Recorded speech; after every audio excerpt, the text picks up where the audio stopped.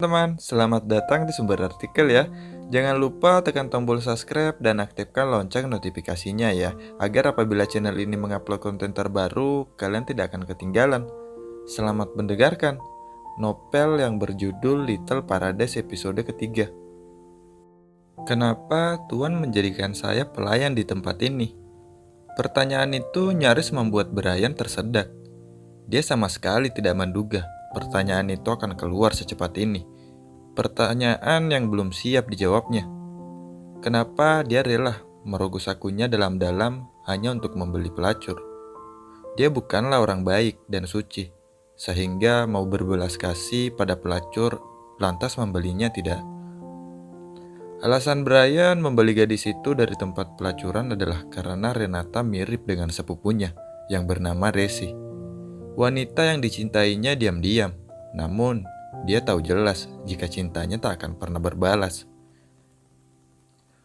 Tidak mungkin Brian mengatakan alasan yang sebenarnya. Harga dirinya bisa jatuh jika jawaban jujur itu lolos dari bibirnya. Bahkan bukan tidak mungkin jika Renata akan tertawa mendengarnya. Apa kau berharap lebih baik ada orang yang lain yang menggantikan posisimu sekarang? Lalu kau tetap di sana, di tempat pelacuranmu itu. Pada akhirnya, dia berbalik bertanya karena tidak menemukan alasan yang lebih baik. Harusnya gadis itu bersyukur karena dia membebaskannya dari tempat kotor itu.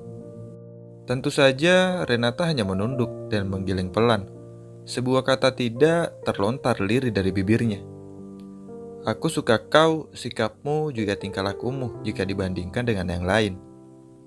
Renata masih menunduk dan tidak mengatakan apapun. Dia memutuskan tetap diam dan mendengarkan. Tidak akan bertanya hal lain yang berhubungan dengan itu. Dia tidak mau dikembalikan ke tempat pelacuran hanya karena tuannya tersinggung. Tugasmu mulai hari ini adalah bersih-bersih, menyedot debu dari karpet, mengelap dan membersihkan meja serta rak-rak, membereskan barang-barang yang berserakan, merapikan tempat tidur dan mengganti spray, mencuci dan menyetrika pakaian, juga membersihkan kamar mandi. Pastikan menjedot debu 3 hari sekali dan membersihkan kamar mandi seminggu sekali. Terserah bagaimana caramu membagi tugasmu pada lantai ini dan 2 lantai lainnya. Ada pertanyaan? Renata menggeleng dan belum menjawab sama sekali menggunakan lisan. Dia hanya berusaha mengingat-ingat semua tugasnya yang dijabarkan beberapa detik yang lalu. Sebenarnya juga tidak terlalu sulit, karena pada dasarnya Renata akan membersihkan seluruh sudut tempat ini. Makan siang dan makan malam akan diantarkan kemari setiap hari dari restoran di bawah, termasuk untukmu. Sarapan ada di dapur, hanya ada roti dan sereal yang ada di sana. Kau bebas mengambilnya untuk makan pagimu atau kalau lapar. Tentu saja, Brian terkadang akan turun ke bawah dan menikmati jamuan buffet mewah untuk makan paginya bila bosan dengan roti. Seperti tamu hotel pada umumnya, jangan sentuh botol-botol berisi alkohol apalagi meminumnya, tambahnya. Harusnya gadis itu bersyukur, sebab pelayan atau mantan pelacur mana ada yang bisa dengan mudah mendapatkan fasilitas semewah ini dan tinggal di salah satu gedung tertinggi di London dengan pemandangan yang membuat orang rela membayarnya mahal untuk sekedar bisa melihatnya. Renata pun tentu saja tidak akan menyentuh botol alkohol seperti yang diperintahkan tuannya. Dia tidak cukup lancang dengan menyentuh barang-barang yang bukan untuknya. Renata sangat tahu diri dan paham benar cara menjaga sikapnya agar tidak dibuang ke tempat jalanan karena membuat marah tuannya. Apalagi dia juga masih belum cukup umur untuk mengonsumsi alkohol. Tidak mungkin juga Renata akan diam-diam mengambil alkohol dan meminumnya. Dan tugas tambahan untukmu adalah gunggungan seekor anjing, memotong kalimatnya. Mata coklat keemasan menoleh ke arah koridor, di mana ada seekor anjing berbulu putih melangkah masuk dengan menggoyangkan ekornya dan langsung menuju ke samping kursi tempatnya duduk. Irisnya mengikuti pergerakan anjing sumetnya, menyadari bahwa mungkin suara lift membangunkan hewan yang tadi telah tidur ketika dia keluar menjemput pelayan barunya. Sophie, duduk. Sebuah gunggungan pelan terdengar ketika hewan itu dengan patuh duduk sembari mengibaskan ekornya. Tangan kanannya mengelus-elus kepala anjingnya, namun dengan segera fokusnya kembali kepada Renata. Ditatapnya gadis itu sembari menambahkan, "Nih anjingku Sophie, dia adalah tugas tambahan untukmu. Beri makan sehari 3 kali dan mandikan 3 kali sehari. Itu saja, Renata." Brian tahu dia harus sering-sering menyebutkan nama gadis itu sebelum melupakan fakta bahwa gadis itu depannya adalah Renata, pelayannya dan bukan Resi, sepupunya. Pemuda itu lantas melipat tangannya dan bersandar pada kursi, mengingat-ingat hal apa lagi yang harus ia sampaikan agar gadis itu bisa bekerja tanpa banyak tanya mulai besok. Selain botol alkohol, apakah ada lagi yang tidak boleh disentuh? Sebuah pertanyaan datang lagi dari gadis di depannya. "Jangan sentuh peralatan game milikku. Ada di lantai 2. Cukup kau lap kalau terlihat debu atau kotor. Selebihnya biarkan saja di sana."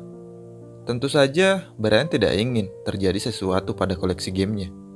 Dia juga tidak ingin pelayan barunya merusak konsol miliknya, sehingga game yang sudah ia disimpan jadi hilang tak tersisa. Biar bagaimanapun, memainkan game di tengah waktunya yang sibuk adalah sebuah perjuangan. "Kalau kau tidak yakin dengan sesuatu, tanyakan padaku. Kalau kau butuh sesuatu, katakan padaku. Biasanya aku ada di lantai 3 untuk kerja setiap harinya. Kau cukup membersihkan ruangan itu setelah aku selesai sore hari, atau saat aku tidak di rumah." Renata hanya mengangguk. Perlu diketahui bahwa kamar istimewa di hotel ini memiliki 3 lantai. Lantai pertama adalah lantai tempat mereka berada sekarang. Lalu lantai 2 adalah tempat kamar berada. Sementara lantai 3 adalah ruang kerja pribadi Brian. Lantai 3 bisa disebut sebagai atap hotel. "Jangan lupa membersihkan balkon," tambahnya lagi. Jika mendengar semua penjelasan itu, daftar pekerjaan Renata terasa amat banyak. Tapi Renata sudah terbiasa mengerjakan pekerjaan rumah saat masih tinggal bersama bibinya. Dia senang membersihkan rumah. Otomatis semua daftar pekerjaan yang harus dia lakukan di sini bagaikan surga kecilnya. Renata akan memilih pekerjaan ini daripada bekerja menjual dirinya demi memuaskan para lelaki hidung belang. Namun, Renata memiliki satu hal yang sejak tadi mengusik pikirannya. Apakah di sini ada orang lagi? Maksud saya, apakah ada pelayan lainnya? Tidak ada, hanya ada aku dan Sophie di sini dan kau. Mulai sekarang balas Brian dengan cepat. Dia tidak membutuhkan orang lain di tempat ini. Awalnya malah hanya ada dirinya dan anjing putih itu. Dia punya banyak pelayan di hotel yang bisa ditugaskan membersihkan tempat ini. Meskipun mereka harus dipilih dengan baik sebelum ditugaskan membersihkan ruangan 3 lantai ini. Karena Brian tidak ingin ada yang menguntit diam-diam mengambil barang-barang tanpa izin. Tapi semua menjadi berbeda sejak dia bertemu dengan gadis itu, di mana Brian akan berbuat sejauh yang dia bisa dan berdalih dengan memberikan alasan-alasan tak masuk akal untuk mempertahankan kelogiasan ceritanya. Dia tak segan mengeluarkan 500.000 pound sterling dari akun bank pribadinya untuk menebus seorang pelacur karena alasan dangkal. Ibunya akan sangat marah besar kalau sampai semua ini terdengar ke telinga wanita itu. Normalnya, aku akan memberikan setidaknya 500.000 pound sterling setiap bulan untuk menggaji seorang pelayan. Besar, jumlahnya yang amat besar itu untuk seorang hanya bertugas bersih-bersih. Dan itu jauh dari kata normal. Nominal itu paling tidak bisa digunakan untuk membayar seorang manajer hotel pada umumnya. Dan bagi gadis itu, yang tarifnya bahkan tidak sampai 1%-nya, tentu saja merupakan jumlah yang sangat seharusnya amat besar. Terbukti dengan mata Renata yang seketika membelalak ketika mendengar nominalnya. Brian menatap lekat-lekat iris coklat gadis mata di depannya. Jelas, tidak ada yang tidak serius saat membicarakan tentang uang. "Tapi kau masih punya utang padaku 500.000 pound sterling. Apa yang bisa kau lakukan untuk membayar itu? Bahkan bagi Brian sekalipun, nominal 500.000 pound sterling juga bukan jumlah yang main-main. Bahkan jumlah itu lebih mahal daripada harga sebuah Lamborghini. Mendengarnya, Renata menelan ludah. Ini pertama kalinya dia berhadapan dengan orang kaya dan mendiskusikannya soal uang. Jumlah yang disebutkannya saja sudah cukup membuat telinganya berdenging. Jumlah 500.000 itu jelas tak akan lunas dalam waktu 1 atau 2 tahun. Jika dengan gajinya sebelum ini, barangkali Renata butuh waktu seumur hidup untuk membayar utangnya. Gaji bulananmu akan kupotong 4.000. Kugunakan untuk membayar utangmu. Kau akan menerima 1.000 pound sterling setiap bulannya. Kurasa tidak masalah bukan? Kau tidak perlu membayar tempat tinggal maupun makanan di sini. Brian berbicara lagi setelah terdiam dan membiarkan gadis itu menyerap informasi bahwa ia bukan seorang yang murah hati dan tidak akan begitu saja melupakan jumlah uang yang dikeluarkan untuk menebus sang gadis. Bagaimana Renata? Jumlahnya yang kau terima bahkan lebih kecil dari pelacur pada umumnya. Kau masih mau bekerja di sini atau kukembalikan saja pada Miss Ruth dan hidup di jalan dan menaikkan tarifnya sebagai pelacur. Kemudian hidup mewah karena menjadi simpanan. Itu bukan jalan hidup yang buruk bila yang kau cari adalah harta. Terima kasih banyak telah menyimak sumber artikel ya.